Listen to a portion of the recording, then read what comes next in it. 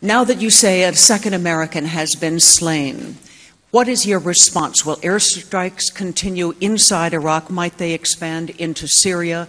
Will you have a full strategy now on ISIS, which will satisfy those like Prime Minister Cameron, who call it an imminent threat to all the interests? And will it satisfy some of your supporters like Senator Feinstein, who fears that on this you may have been too cautious? Thank you. Well, keep in mind that from the outset, the moment that ISIS went into Mosul, we were very clear that this was a very serious threat, not just to Iraq, but to the region and to U.S. interests. And so we've been putting forward a strategy since that time that was designed to do a number of things. Number one, to make sure that Americans were protected in Iraq, in our embassies and our consulates.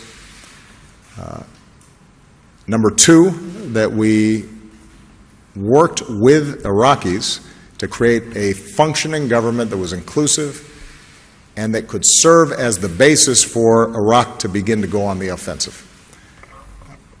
And the airstrikes that we've conducted in support of protecting Americans, conducting humanitarian missions, and providing space for the Iraqi government to form have borne fruit.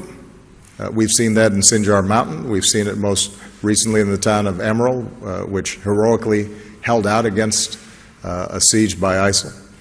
We're seeing progress in the formation of an inclusive Sunni Shia Kurd central government. And so what we've seen is the strategy that we've laid out moving effectively. But what I've said from the start is that this is not going to be a 1 week or 1 month or 6 month proposition.